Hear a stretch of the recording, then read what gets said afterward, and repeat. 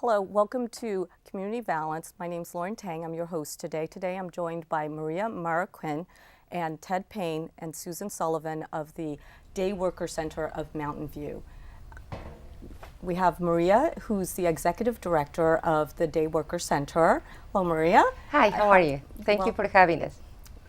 Thank you for being here today.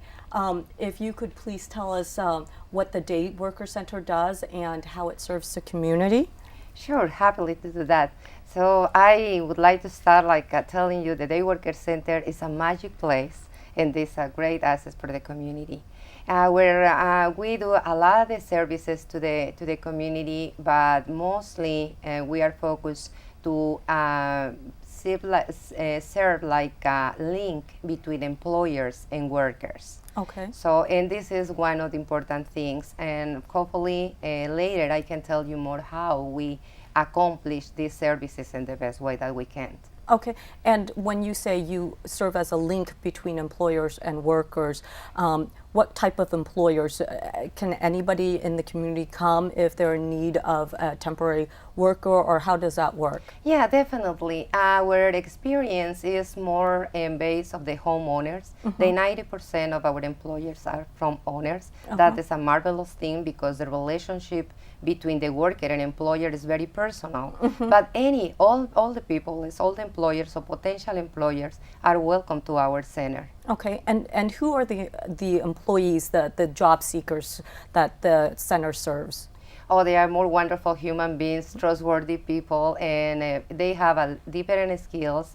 You can find easily some carpenters skills, some handymans, really gardeners, painters. So you can get women also, like wonderful and warm for your children, for your house cleaning. So this is amazing resource for the.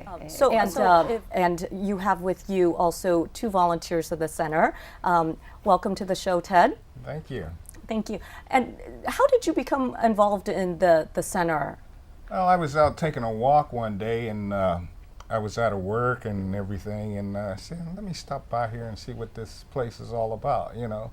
And I filled out an application. And so you started out as a day worker yourself. As a day worker, yeah. And now you're a volunteer? Now I'm just a volunteer. And so how long have you been involved with the center now? Almost 3 years. How did you get involved in the center? Well, about 3.5 years ago, I decided I should really learn Spanish because I live in California and there are so many Spanish speakers. So I took myself off to night school, and very rapidly I was given an opportunity to go and teach English classes at the center. And so I thought, oh, what better way to learn Spanish than go and be with a lot of Spanish speakers. And the first day I walked in, I could just tell it was just a magical place, like Maria said.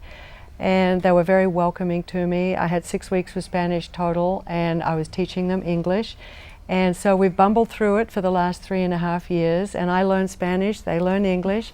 And I've just come to truly, truly love the workers at the center. I come to just truly appreciate the lives that they lead and the sacrifices that they've made coming here, and they're just very hardworking, wonderful family people. And you know, the center is open to absolutely anyone who wants to come and be employed, anyone who might be, you know, looking for work, having a little trouble. You know, we always have room for anybody who wants to be there.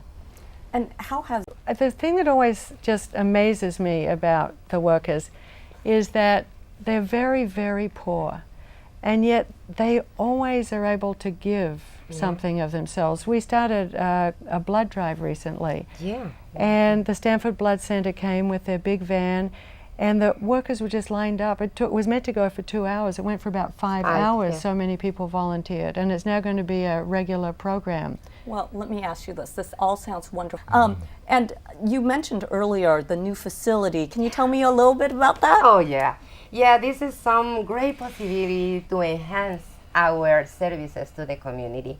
As I told you, we are very close. Obviously, we need the support for the community because definitely without everybody, it's not possible. So we are close, but we still need a lot. This economical support and community support and all kind of help we need it.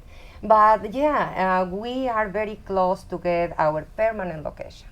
We has been in the community for more than 12 years, and until now, we are very close to own our own house.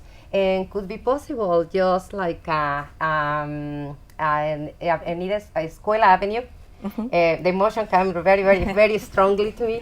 So, and yeah, this is the probably we can move pretty soon to there. So I'm just dreaming. I'm optimistic always, but Now, will you move all? like you have to move, and I believe it's for all the tenants. It's the same feeling. So you don't feel secure to trying to strategize for long period of time because you are depending of your own landowner. Right. So that makes us so think like, okay, no anymore. So we need to stop this and we need to sign to face in or to focus and get our own facility, our own home.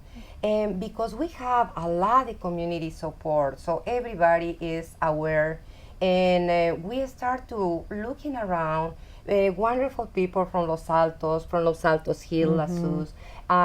Los Altos Community Foundation has been really key in this process. So we start to put together the energy and all the things that you can imagine, connection, friends, a lot of hours. If I can account the hours of volunteer hours that they has been spending with us, has some thousand of hours to trying to find the best way to approach the obtention of the new facility. And this location just came from like a heaven. So, divine intervention. We were really fortunate because we got selected by California Solutions, and they were doing some volunteer efforts around Northern California. They selected us as a project. And we had had some troubles in communities in the past with the workers on the streets and had some difficulties. And when California Solutions came in, they said, let's get together, get all the stakeholders of all the various communities together, and let's talk about this. And really out of that has grown the committee that has really gone aggressively and done some marvelous fundraising. And that's how we now have sufficient money to really seriously start into this project. We need more money, however, because this is a project that we will purchase the property and then there'll be improvements that have to be made. And that process is going to take a little bit of time. We have to go, work closely with the City of Mountain View, who have been very, very good to us so far. And we really, really are looking for people out there, anyone who would be interested in helping us out. We're a 501c3, which is a tax-deductible donation.